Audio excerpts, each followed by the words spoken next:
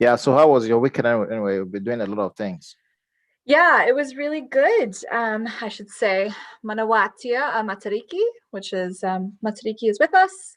So it's the new year here. So it was really exciting. I got up at 5 o'clock, or rather, I got up at 4 and I left at 5 Yep. on Saturday morning. It was about -3 degrees.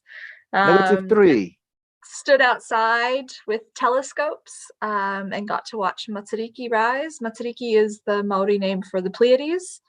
Mhm. Um, and this time of year, um, the the original sort of Polynesian voyagers, they came to Aotearoa, New Zealand, and they, you know, watched the stars for signs and sort of foretellings of the future ahead, the year ahead, Mm. and they sort of tracked the stars throughout the years, and they eventually realized that so Matariki, the Pleiades, set with the sun, um, or rather, they set in the night just before dawn, probably in April. Yeah. And then that's the time when it is you need to harvest. You harvest all your crops. And then when they rise just before dawn, usually in June or July, that's sort of the time to come together and enjoy the harvest and get ready, start thinking about the next year. Um, there's uh, there's some narrative, some korero, as they say, around you farewell your dead, the people who died in the last year.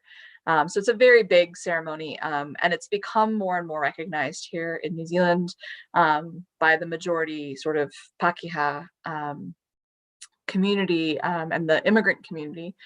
It's Mm. become more mainstream, and now it's been recognized as the first sort of traditional Maori holiday, but now it's been made a national holiday. Okay. So starting next year, 2022, it will be a national holiday in New Zealand.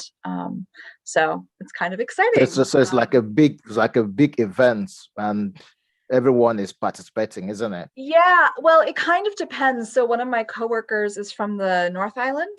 She's from an iwi, a tribe on the North Island, and Okay. they get their whole family group together, so extended family, aunties and second cousins and everybody Mm. together, and they are led up a mountain at 4 in the morning, their mountain, and they have to stand, or the komatua, the elder of the family, stands barefoot in the snow Mm. and greets Matariki. And so there's different ways. Sometimes it's just community, just the family group. Sometimes it's the larger community. But now it's going to be the entire A country. national thing, national. Yeah, Okay, which is that's fine. really exciting. So Yeah.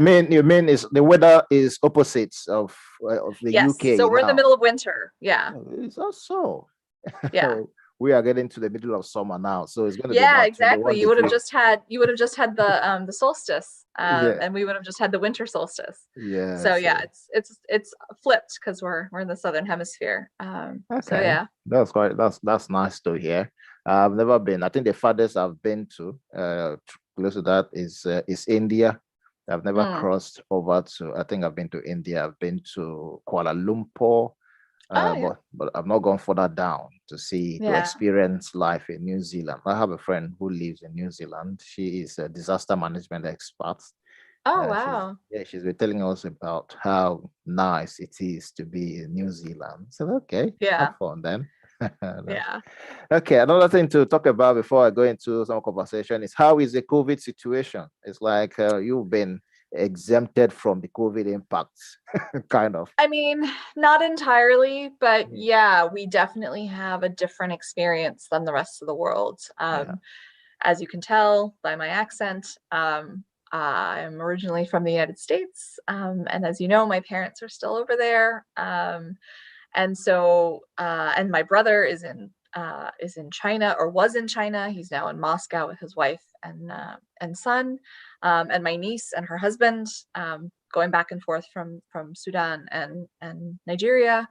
Mm. And so, just been it's been very I don't it's disquieting. It's this very strange sort of split reality where I hear them tell their stories and talk about their lives, and then our You life like is very different here. So my partner is also originally from the United States, and we still listen to the National Public Radio mm, from the US. And some of the discussions that they're having now about opening and what's safe and what's not, and how to manage opening. I mean, these are conversations we had a year ago, because that's about a year ago, we were just out of level 2. So we have 4 COVID alert levels, and level 4 was everything was shut down. And we were there for, I want to say 6 weeks, 5.5 weeks. okay. And I mean, that was, we couldn't do mail order anything. You could go to the grocery store. You could go to the pharmacy if you needed medicine. But there was no superfluous postal service. There was no takeaways, nothing. And But there then were after, deliveries you could do online. no deliveries, nope, no online, nothing. You were Okay. home. Yeah, it was very, very serious lockdown.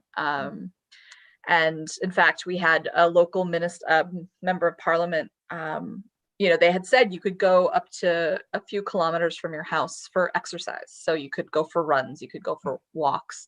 I went for a run. It was very eerie because there were no cars on the road.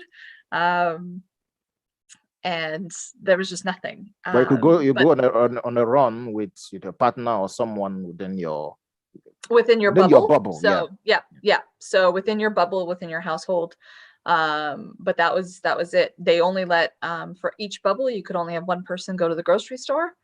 It was, all the grocery stores turned into one way. Like the aisles were one-way aisles. Like it was very, very regimented. They did a great job, and it happened very quickly. And then so the story was one of our members of parliament. It was all over the news. He had driven his van from his house to a mountain biking track that was not that far away, but was beyond the limit, and had gone mountain biking, and somebody had recognized his van and said something, and he was reprimanded by the Prime Minister very seriously. It was national news about the same just for thing. going mountain biking. I think that was exact replica of what happened in the UK. Because one of the government ministers during the lockdown traveled, I think, all the way to Scotland or so, and he was spotted out. That caused a national uproar all over the country. Well, and there was none of that. I mean, there were no planes, no flights. Yeah. If you had a loved one, and we're a small country. I mean, it's like the UK. We're not big. Yeah. So it was very interesting. I don't have children, so I didn't have to deal with kids homeschooling.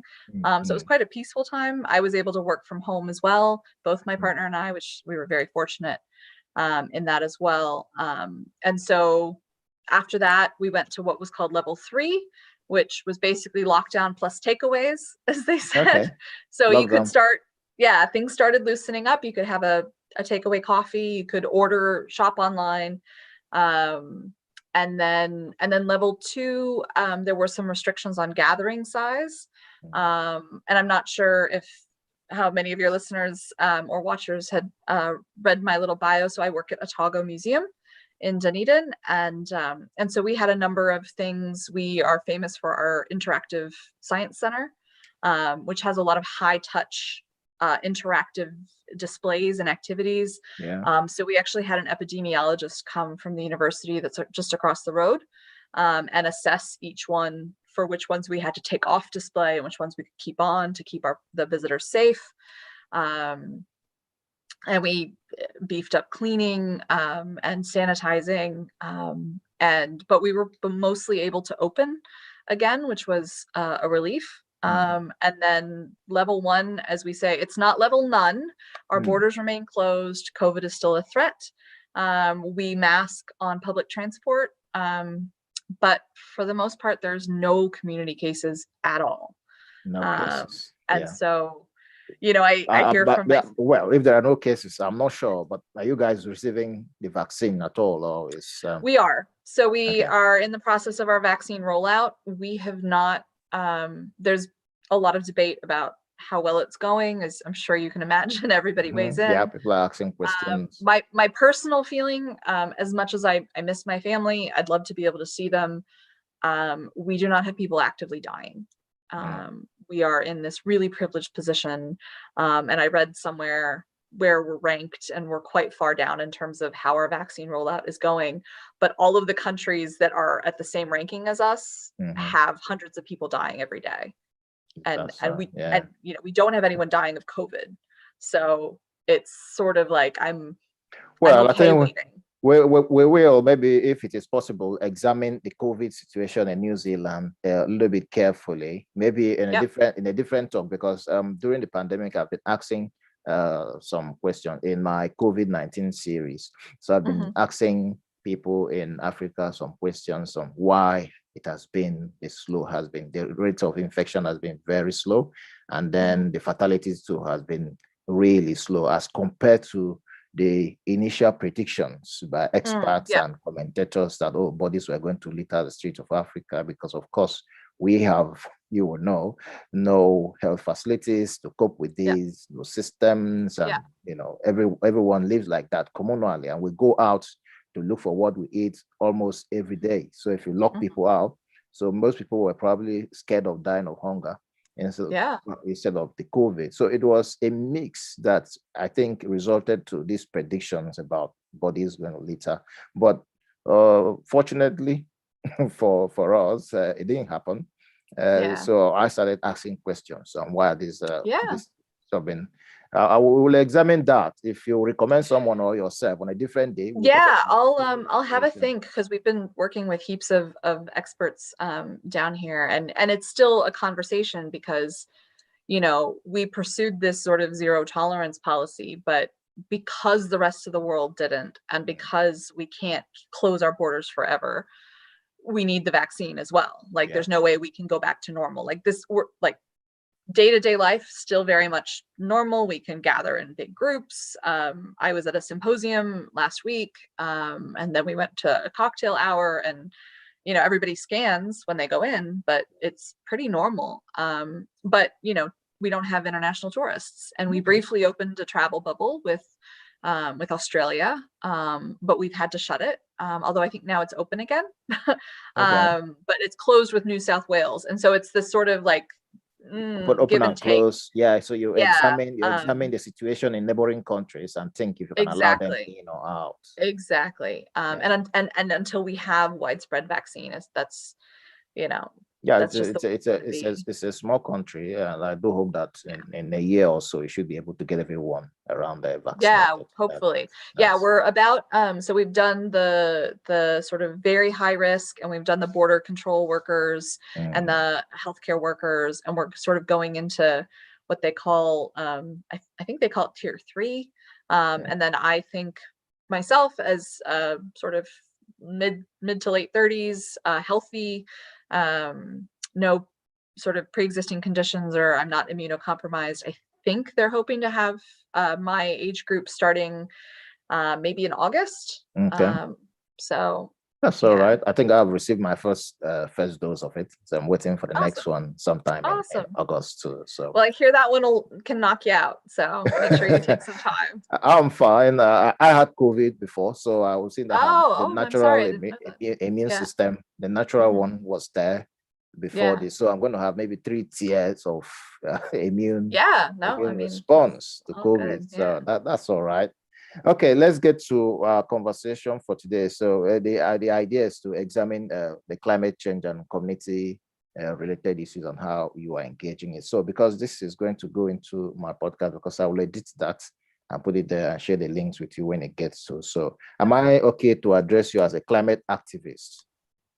I feel like that's generous, but sure. Okay, I will set my guest today. The scope is Jessa Bada. She's from Otago Museum in New Zealand, and we're here to discuss local community actions against climate change from a bottom-up approach. So Jessa is a climate activist and leading role model in 100 Women and 1,000 Words. I'm going to come to that, Infinite Possibilities. So it's an intervention that showcases women working in science, technology, engineering, and maths.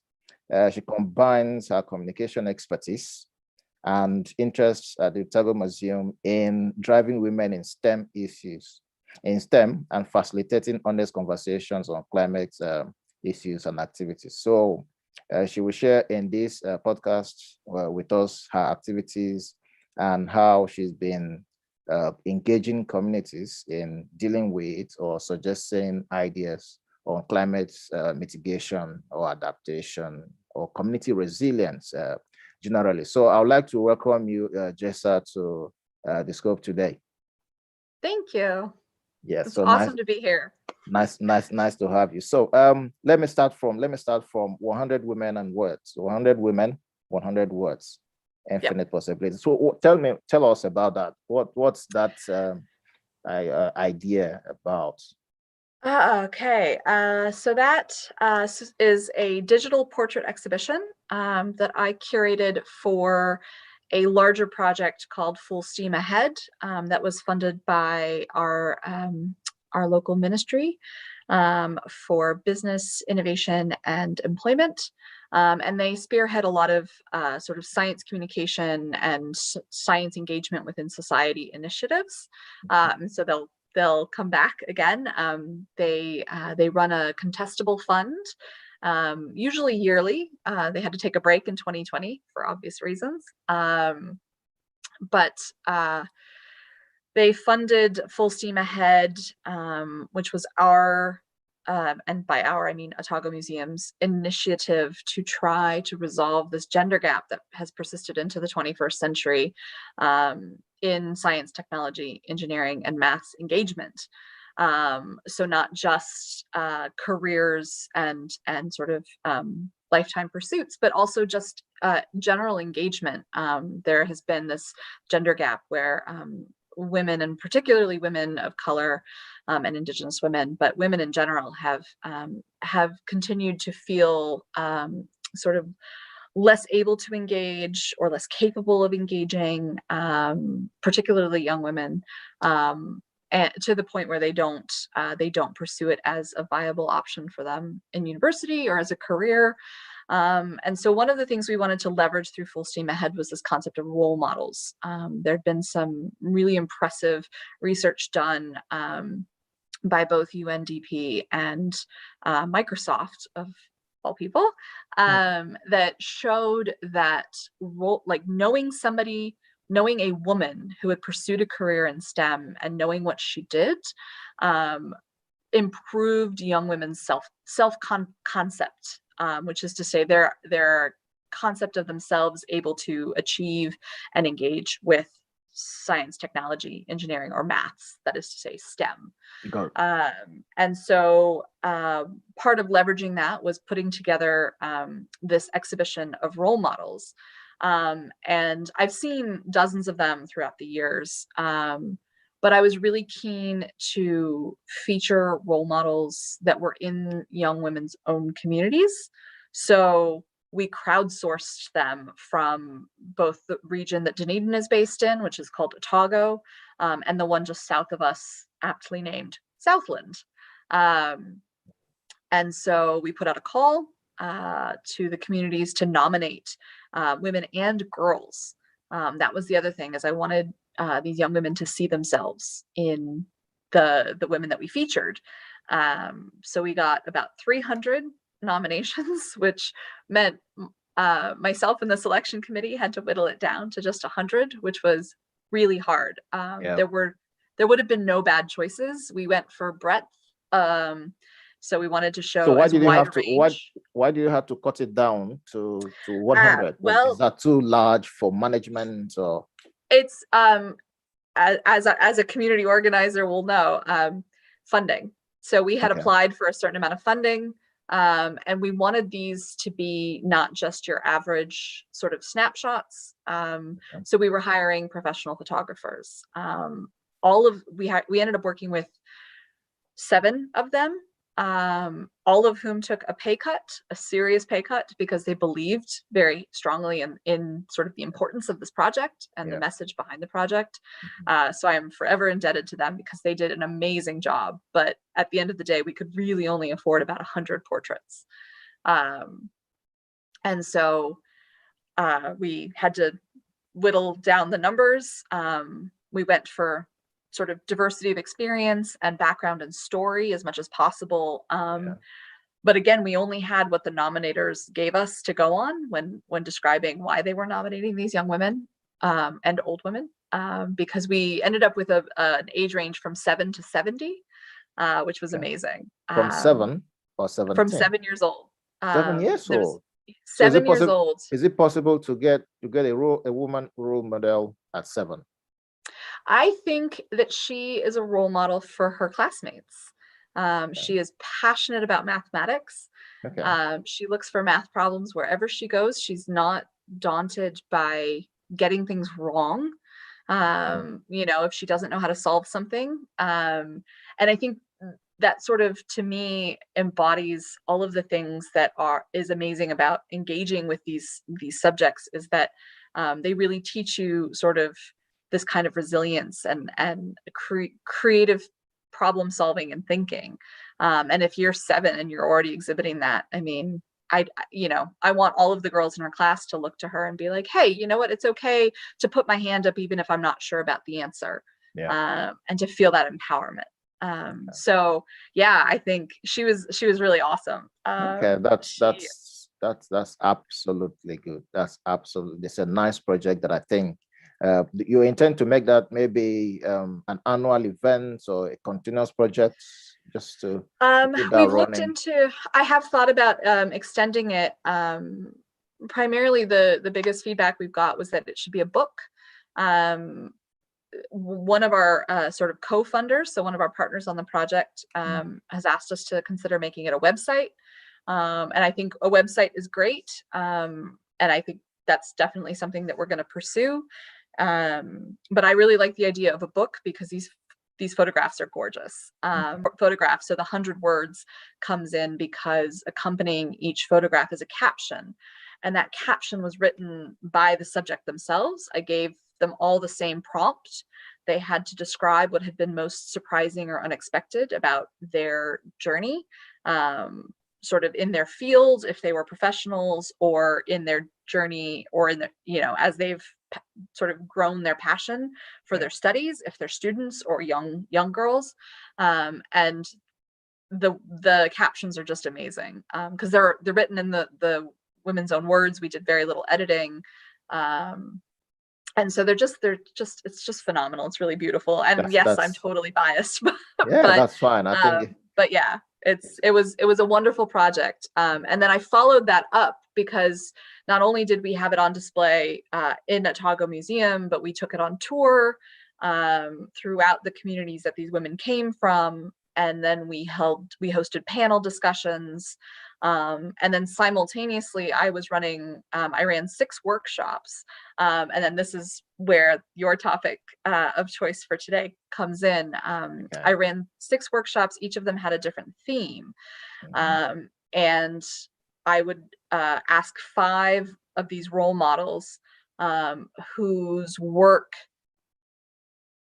sort of featured or sort of fit with that theme, but who maybe came to it from a different angle. And so the 4th one that I ran was, I called it Conservation and Climate Change. And so we had a geologist, we had a geographer, we had a physicist, we had a food scientist, and I should know this, and now I'm blanking on the last one. And a geneticist. Okay, geneticist. Yeah. Okay. Yeah, and that featured a little bit. The geneticist spoke a little bit more to the biodiversity crisis here in New Zealand. But the thing about it is that I think it gave the young women who attended this workshop that sort of overall perspective of, figure out what your passion is and the difference that you want to make in the world. Yeah. And then you can sort of marry those two. So for the woman from the geography department, who we actually consulted with on this other project, this past project, Science Journeys, she was very passionate about social justice. And it was sort of through her studies as a lawyer, actually, that she realized that she could sort of move that passion for social justice to tie in with climate change and sort of climate adaptation, climate migration, and sort of what she's seeing happen on this global scale. The food scientist, passionate about food science, and looking at how we can improve protein sources that don't contribute as much carbon dioxide or methane to our atmosphere. And then the geneticist, again, like I said, one of the things that a lot of countries around the world are going to be experiencing, and New Zealand is already experiencing, is a loss of biodiversity. Yep. And I thought the so food scientist too was going to be worried about food scarcity and yeah. loss of, Yeah, and I think that there are other food scientists who are more concerned with that. New Zealand is very lucky in that we have this incredible agriculture industry, and we have all of this beautiful space. The problem is that it's causing some major issues. yeah, it's causing major The issues. And we climate. think because if we look at climate impacts coming from different angles, so even if it is desertification or flooding Yeah. or storms, any of these have very huge impact on agriculture, isn't it? So, and Yeah, if that's yeah, absolutely. if the farmland gets flooded, you can imagine what happened in the value chain, in the supply chain is disrupted, Or and then drought. I mean, or we're having drought. massive droughts now as well, and that's a huge Okay. problem when you have livestock.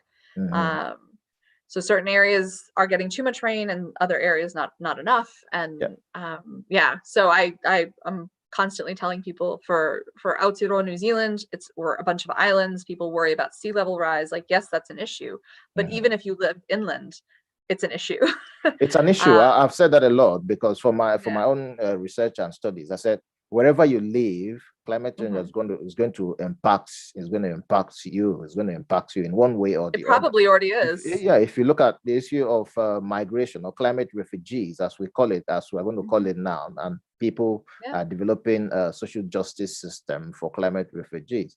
And if people move away from wherever they're living into a different location, that constitutes a whole lot of problem with pressure on social systems, infrastructure, and employability, and all the rest of other things. So wherever people live, I think the impact is going to be felt. And that's why it's become, someone described that it's a climate crisis that needs some kind of urgent response. So let me come to you on how you've been handling this issue at community level generally. Yeah.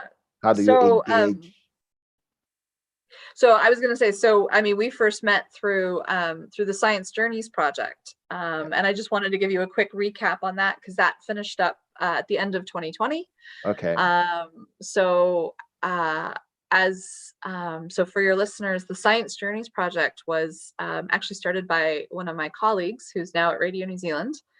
But she had sort of started it as a way to try to not only drive community engagement, but really empower young people to engage with the science behind climate change, make it sort of more real to them, and give them a voice. And so she'd asked if I could help be a mentor to one of her groups. And basically the idea was we would work with these students. They were sort of local high school students, I would say maybe, 11 to age 17. And they would design their own climate change exhibition that would be on display in Otago Museum where we work. So we recruited 29 students. Most of them were from the area, from the Dunedin area, but we had a really unique opportunity to engage a group of students from a school called Te Aho o Te Kurapo Namu, which is a distance learning school. So for whatever reason, lifestyle choice, health issues. These students couldn't be in a conventional classroom. And so we engaged with them virtually, which ended up being great because they knew what they were doing when our lockdown hit, which was about in the middle of the project. Of course. So during lockdown, they were the top people. They were learning remotely, but they always learn remotely. So they were they were like, oh, they this were is already normal. there anyway. So. Yeah. So it was the rest of us that had to be like, how do you do this? Right. And there was some real concern initially that we weren't going to be able to put on an actual exhibition. So we started talking about what it would look like if we had to do a digital one.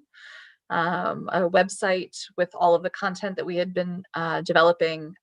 We worked with the kids on what a good exhibition looks like, how exhibitions should tell a story, and what that story is that they wanted to tell. And, you know, it was this interesting balance of trying to give them guidance, but also stand back and let them make their own decisions. And, you know, I felt like we had to say no a lot sometimes. Like they had some amazing ideas, and that was what you want them to sort of dream big. And we said, go big. Our job is to sort of rein you back in and tell you what's practical. It's to filter which one is practicable, isn't it? Yeah, but we don't want to impinge on your creativity at all. So one of the earliest ideas was to flood the gallery to talk about sea level rise, and we're like, can't do that. But eventually they landed on, they wanted to tell the story of how the people who are impacted the most by climate change are the ones who have the least responsibility for it.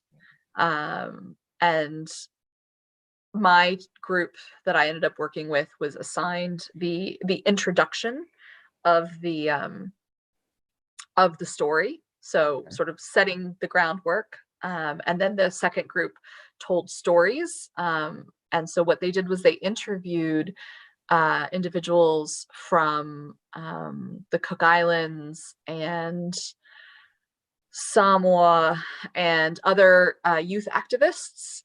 So the leaders of School Strikes for Climate here in Dunedin. And they worked, or they sort of sourced art from local artists, like high school artists, about climate change. And they just looked for all of the different ways they could tell different stories about the impact that climate change is having.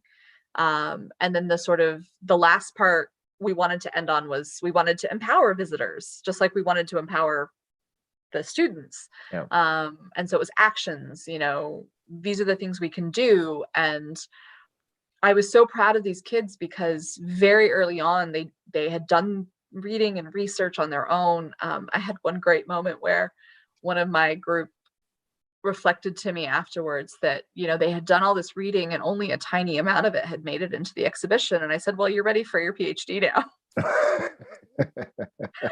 They put in the amount of work. They did some research work to come up with some fantastic ideas, isn't it? They did some, they just smashed it. They were just amazing.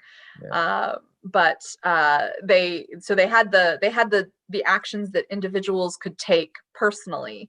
But then there was a call to say, look, you know, the bottom line is that we're not going to enact change unless it's done more structurally, sort of from a government level.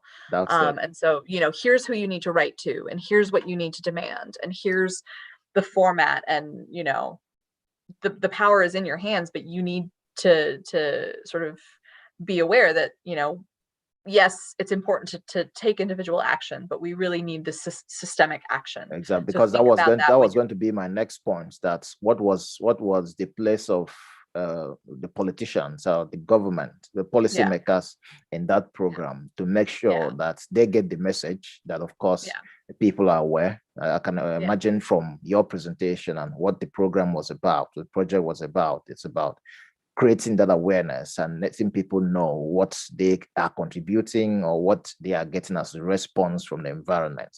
But then the person who is going to take this overarching action is the government and the private sector, and then the individuals or communities. So how were you able to bring this mix into the project and to ensure that this message is transcend into their minds or in their policy making to influence what they will do practically?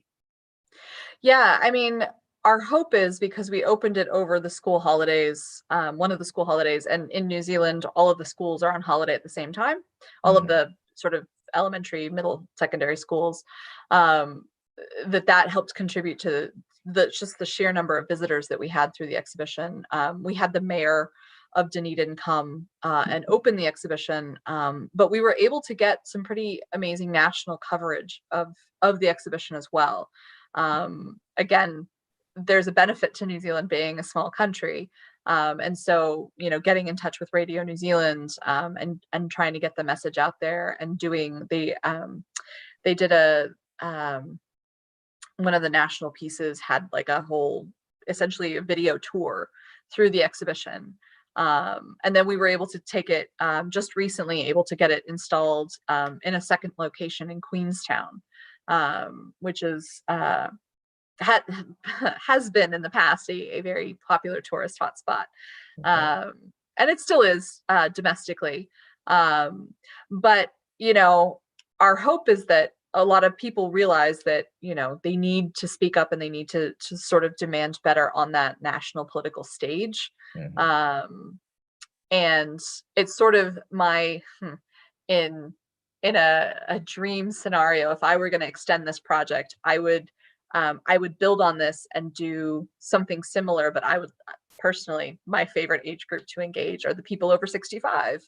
And I would love to get the people over 65 to come in and do the same thing, and then basically look at the different stories that they're choosing to tell about climate change and what's going on there. So that's fantastic to get people different age groups to participate in this conversation.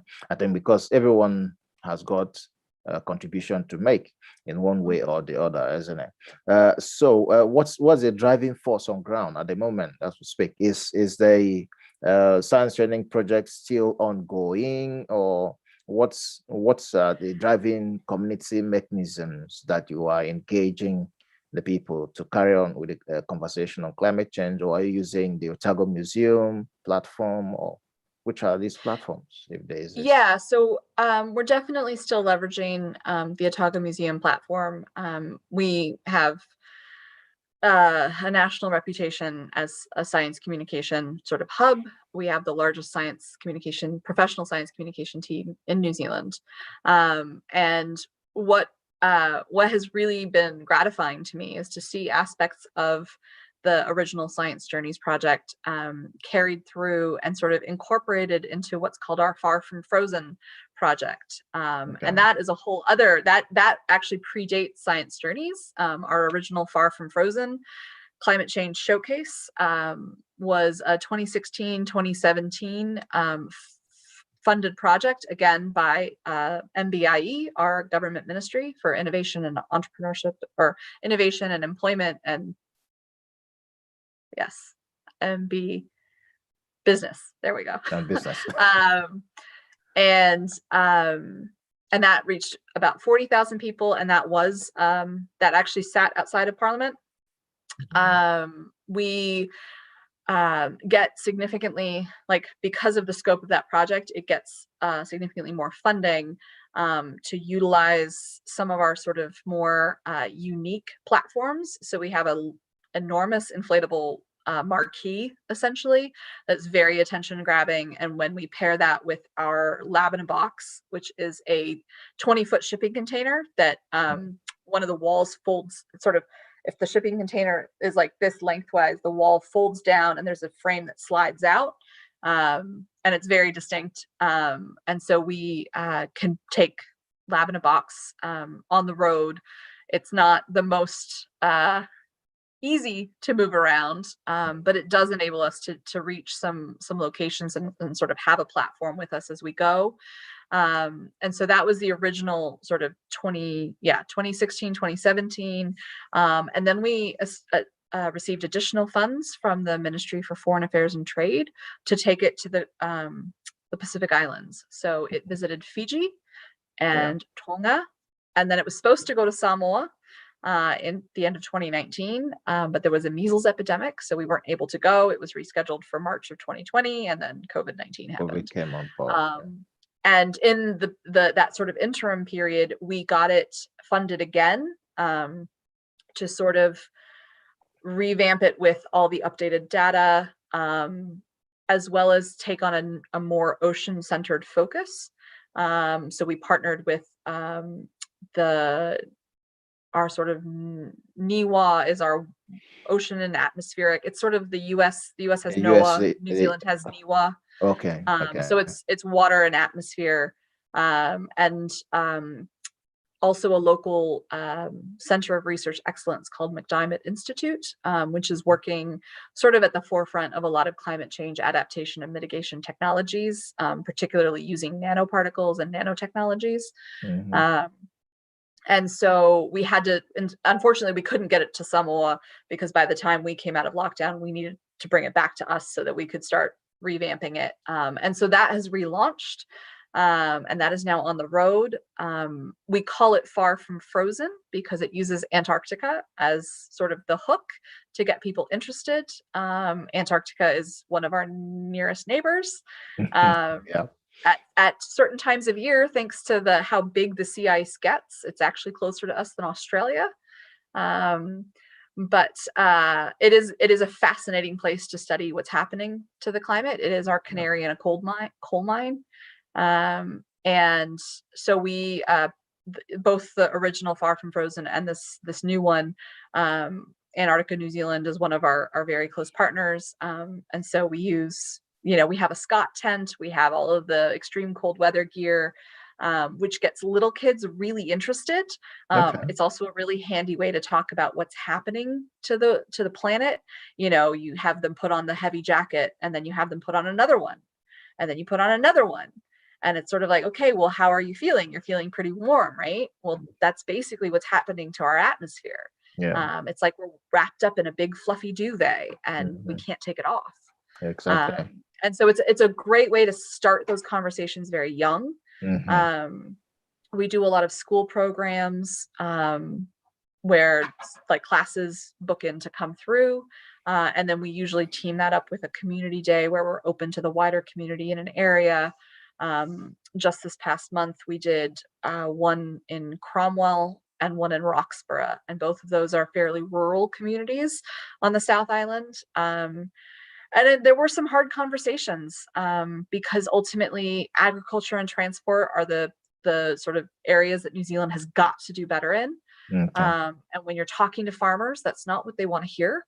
And so it's become a lot of, listening to people who have been vilified for their lifestyle, for their, for what economy, they're like their industry. This is what they're about. Their whole family has been about this. Exactly. And that's not what we're about. We don't want to come in and say, this is what you have to do.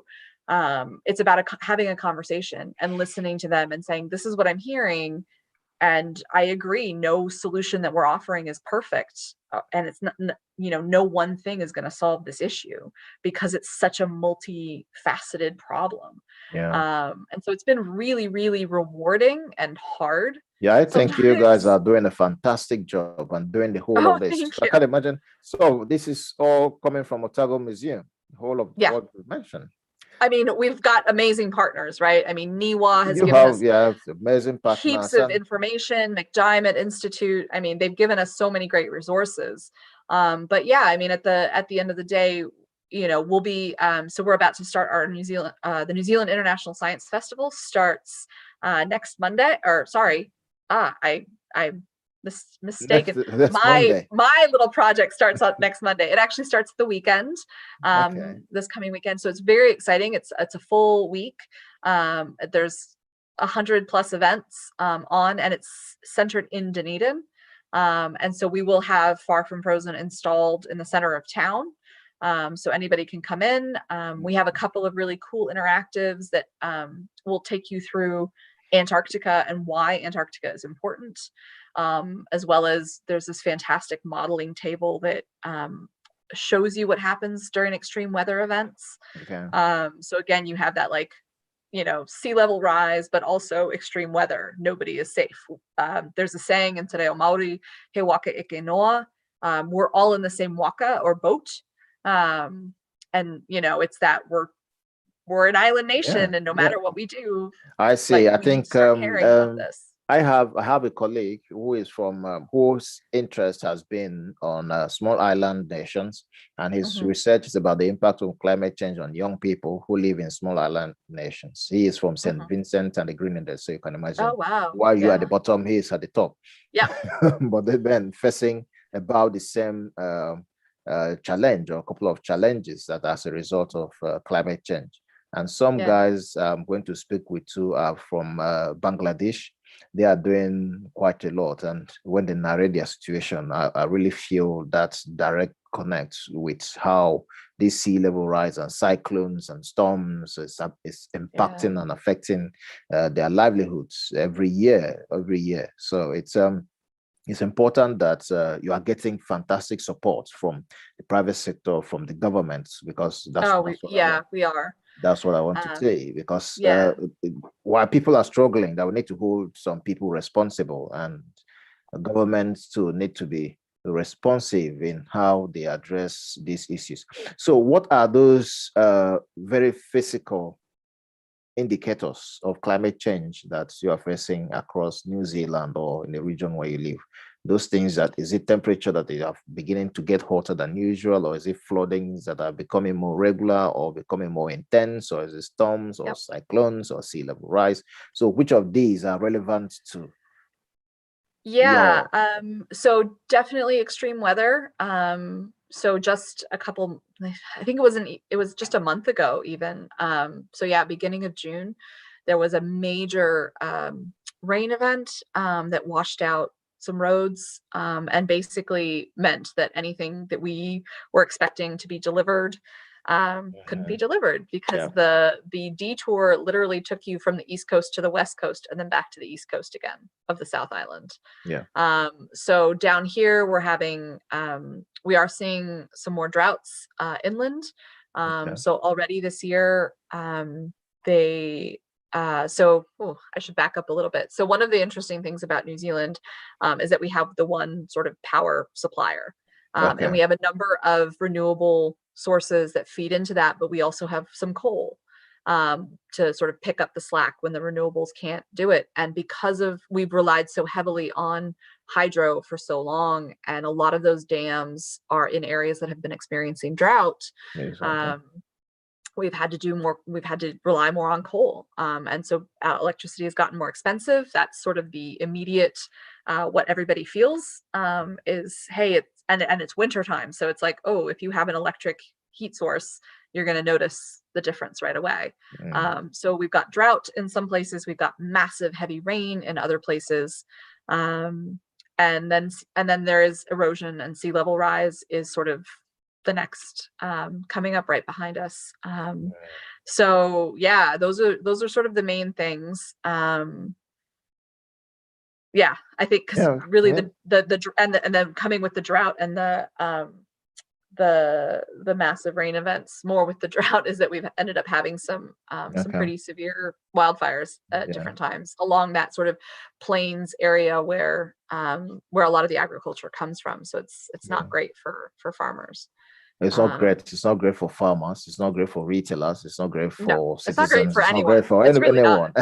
So everybody, everyone is sort of connected. So, okay, let's look at some candid mitigation plans. I understand from a Otago Museum perspective, you've been doing a lot in creating awareness and getting people to know that, look, this issue need to be nipped at the bud if that is the case. So in terms of these pragmatic mitigation options, what are they? People beginning to buy let's say, what do you call them, hybrid cars or electric cars, investments? or people cutting Yeah. down on emissions, or all of these consumptions, coal, for instance, all of these were the ones that will lead to these emissions. I understand that the carbon footprints overall of the entire country might be very small as compared to the heavy polluters of the world. Yep, that's fine. But we still need to do our own bit, isn't it? Wherever we are. So what are those little bits we are doing in terms of mitigation, just to take away or just to reduce this carbon that is being released into the atmosphere? Yeah. So so it's funny that you should mention that because it's one of my favorite little facts. Yeah. And I actually, if I can share my screen for a minute, this is one of Yeah. the displays that my group put together. I was so this was sort of the brainchild of this one young woman in particular, and I was just Okay. I couldn't have been more proud of her. So this is an image of something that she had wanted to display. She wanted something physical and tangible to display this comparison across different countries.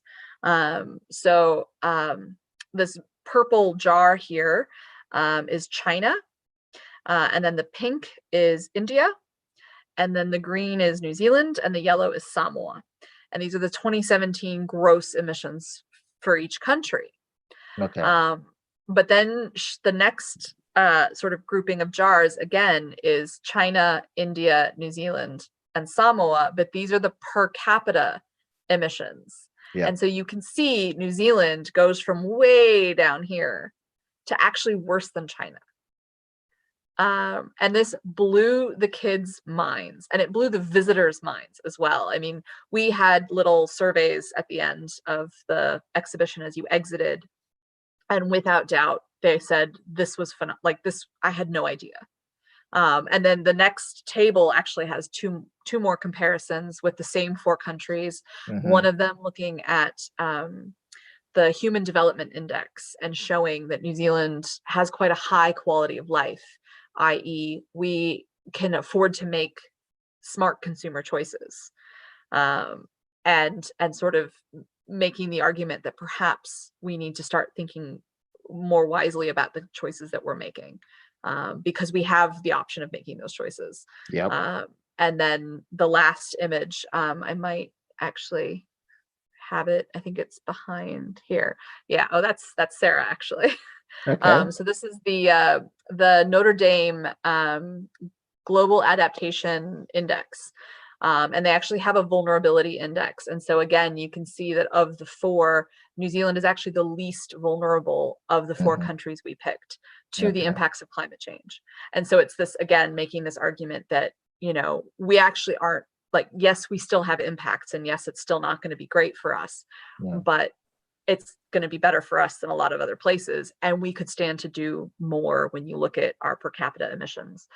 So going back to your question, yes, that's why we have to get that per capita emission down to something it's very that per capita insignificant. emissions. Yeah. And when you look at it, a lot of people here tend to think about it in terms of electricity and what uses the most electricity, but really it's energy. Energy is what you have to think of. Electricity is only one part of that. And it basically comes down to transportation is the biggest.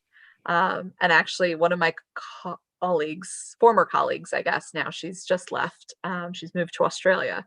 But she designed this fantastic sort of, it's not super interactive, but it's very tactile. And it's basically, there's four toy sort of vehicles. There's a motorcycle, a person, like a tiny little sedan personal vehicle, a van, which they classify as light transport. Oh, sorry, there's five.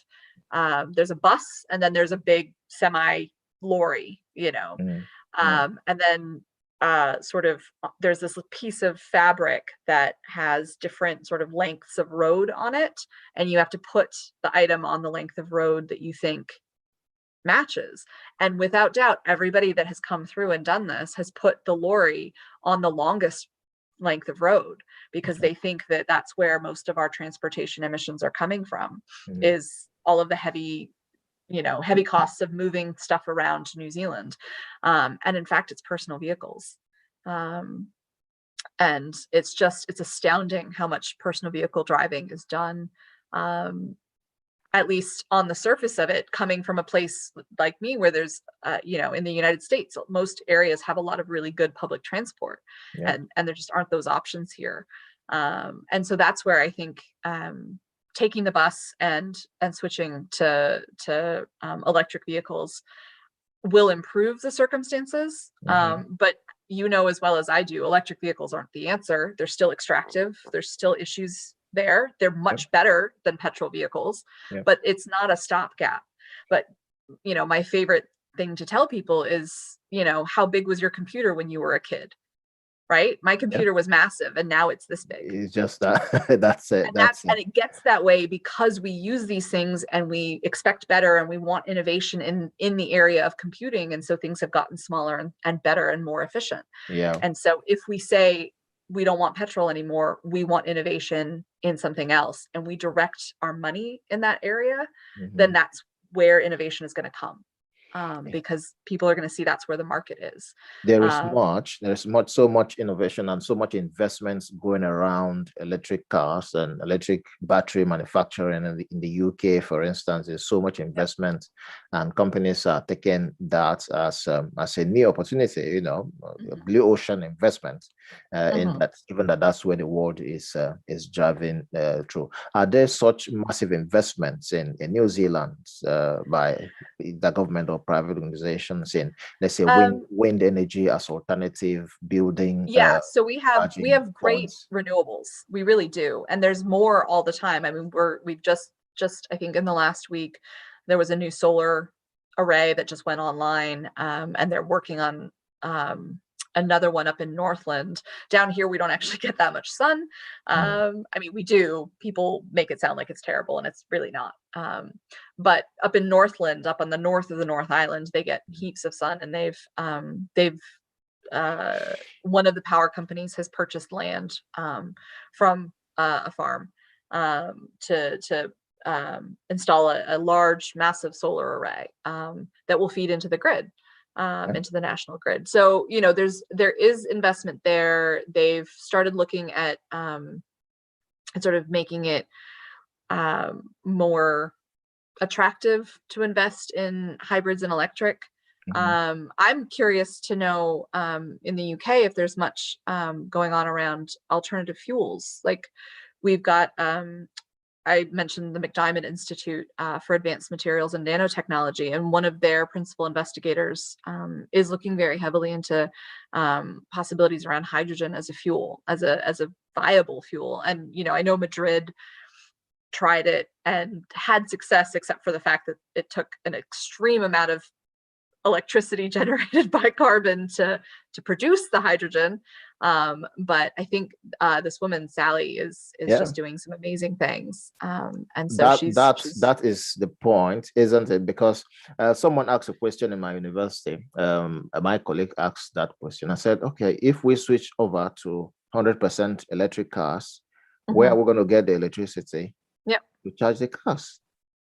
Is the next question we need to address. It's the same way when I run some consultancy with students, or consultancy project with students, and we said, if you suggest that we don't cut down trees to make papers, or you said, okay, let's go with alternatives instead of using systems that will contribute our carbon footprint. We could use papers, or we could use what they call them, biodegradable products, right, from the shop, such as packaging. Some of these packaging products are made from papers. We know will come from the forest, from the wood trees. So how do we deal with this? If we switch from plastics to papers, we are going to mount pressure on the forest. Is that the implication? So we need to study this and make sure that. And I think you've hit the nail on the head there, where it always needs to be a discussion with people, like, because nothing is 100% the right answer. We need to cut down our reliance on plastic. That means that we're going to end up doing more around glass and tin and paper. Paper removes some of that carbon capturing from the environment. I had a fantastic discussion with a woman who owns an arboretum about carbon capture and different kinds of trees. The native trees here in New Zealand are very slow growing. They don't capture as much carbon as quickly as introduced pine, which is regarded as something of a pest because it shields all of the natives from growing. So do we invest heavily in planting lots of pine at the expense of our biodiversity? Right? We'll lose species if we do that. Yeah. And so it's this nothing is Nothing is 100%. Everything is a 100%. trade-off. It's And we have to do the best we can while still applying pressure where we can. excellent. They from the beginning, during the introduction, you mentioned the geneticists who came to your program, and then my first background was in genetics and biotechnology. Oh, So cool. the idea was to learn how to use specimens to create new products. That's biotechnology, either through a conventional or an engineered process that will give us either a conventional or a non-conventional biotechnology process. All right. So the reason I'm bringing that out is because of the argument you just made, that of course you need trees, and the kind of trees you have might not have the capacity of enough carbon sequestration, isn't it, or taking of carbon from the atmosphere. Now it is the place of science, really, or as you said, especially biotechnologists, to look at how they could re-engineer possibly some plants that will have broader leaves, right, enough chlorophyll to capture carbon dioxide, manufacture their own food, and release what we need as oxygen to balance it up in a biogeochemical cycle, right? So it could be something you want to put across, maybe to the university, when next you meet some of these guys who studied biotechnology and a mix of genetics engineering, to see how they could re-engineer some of the plants for the New Zealand carbon capture project, all right? Yeah. That could be a way of looking at it, because with biotechnology, you could do a whole lot. One of the experiments we conducted was to use, to engineer bugs, I mean, some insects, right? That will break down carbon dioxide in polluted lands through a process called bioremediation. Yeah. Yep. So if we could do that, if we could play with genes in any other way, we could play with plant genes, or we could do something around that chlorophyll or the gene that enables a plant to capture more or produce broader leaves that will, capture and increase the frequency of sequestration. That would be helpful, isn't it? Then, go ahead. There's such you're absolutely right. I think that there's some really interesting possibilities with what we can do now. Here we are mindful that in the Maori worldview, in Te Ao Maori, everything has a genealogy. And so genetic engineering is one of those things that it's a hot topic right now. Primarily, so one of our sort of major campaigns that was introduced is called Predator Free 2050. And it's about preserving our biodiversity by getting rid of specific mammalian predators that were introduced. And currently there's been a lot of trapping, which is very not efficient in terms of labor out versus result. It takes massive amounts of people, because we're talking about, and parts of the South Island, huge swaths of the South Island are completely uninhabited. They're rainforest. And so, choppering people in there to check these trap lines, it takes them, weeks to do. And so they're looking at improving traps. There is a very controversial substance called 1080 that is used to poison these predators. And that's been hotly debated. And then most recently, it's been about, could we essentially use a gene drive where we, every female that gives birth, all the males in the litter are infertile. And essentially we breed them out altogether. But because the sort of indigenous people of New Zealand have this very, one of their strongest values is this principle of kaitiakitanga, or guardianship of the environment. and of their place and of their families, we do have to take into account the fact that when you start changing the genetic code of something, Yep. you're messing with their whakapapa or their genealogy, Mhm. which has knock-on effects. So it's this very interesting discussion that's been going on many levels about using gene drive for things like getting rid of introduced species, not even the native species. But it would be interesting to sort of look into, maybe like, okay, so we're going to do pine trees, and pine trees are really great at sequestration, but can we get it so that they don't grow as tall and they don't shade out or they don't compete for resources with the natives and things like that? I mean, it's complicated. It's complicated. It's a Yeah. thing that stakeholders will need to think carefully through and weigh the options that you have. Okay. Another way is if you go to some places where drought is becoming an issue as a result of climate change, you need to figure out how you develop drought resistant plants. And that you might do with the help of biotechnology tools. Yep. Help you develop those ones. I mean, and they've talked about that with livestock as well, like changing the livestock so they're not emitting as much methane. So it's it comes like the same way the COVID vaccine was developed. A lot of people were skeptical about it, what's going to happen. Immune system, what's going to happen. A lot of ethical questions have been asked, and some addressed along that line. So it's the same way that when you need to invest in biotechnology research in a particular scenario, you weigh the options of ethical issues around there to see which one is suitable, and also look at the scale of the problem. If you engage, and if you don't, of course, one of the strategies, even in climate change adaptation, is a do nothing approach. If you weigh that the risk is very low and the adaptation is very high, so you say do nothing, but you monitor.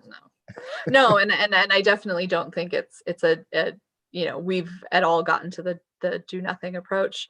But there's an argument for, we need to listen to sort of indigenous knowledge now, because not listening to them is how we got here.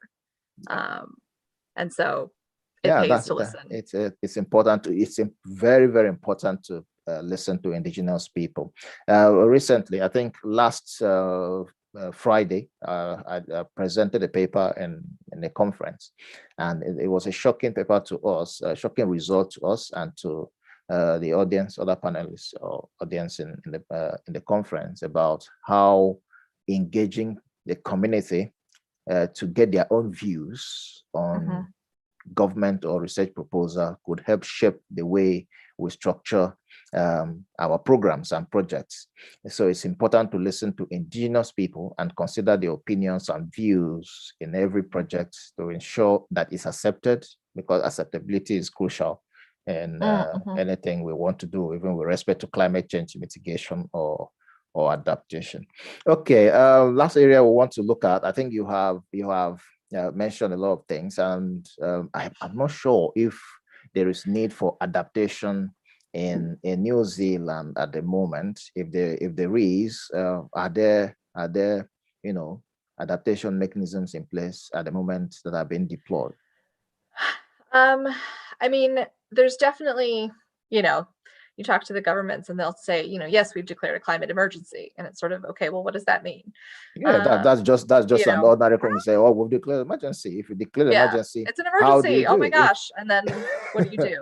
Exactly. So it's been really interesting. There've been some things sort of in the news lately, particularly in the North Island. So for any of your listeners and viewers who aren't familiar with sort of the geography of New Zealand, the North Island is much smaller than the South Island. The North Island is far more populous. So half the population lives in Auckland, which is one city. I live on the South Island in a very small town. Well, it's a very small city. It's a large town.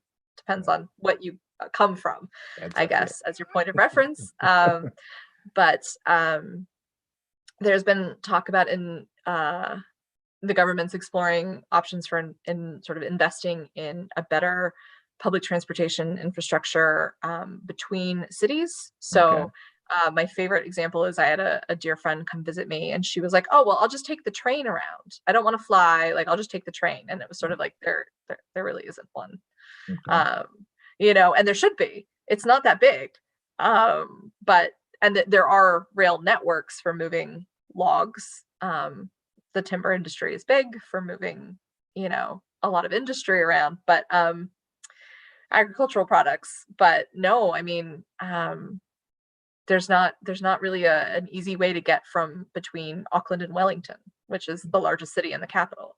Okay. Um, and so there's talk about investing in that. As I said, there's talk about so that they have actually enacted some legislation that will make it more attractive Okay. to invest in electric. There's been a lot of discussion around some alternative fuel, investing in alternative fuel. My partner thinks ammonia is the way to go. There's been some really interesting results out of, I want to say, Scandinavia around shipping and ammonia as a fuel. Okay.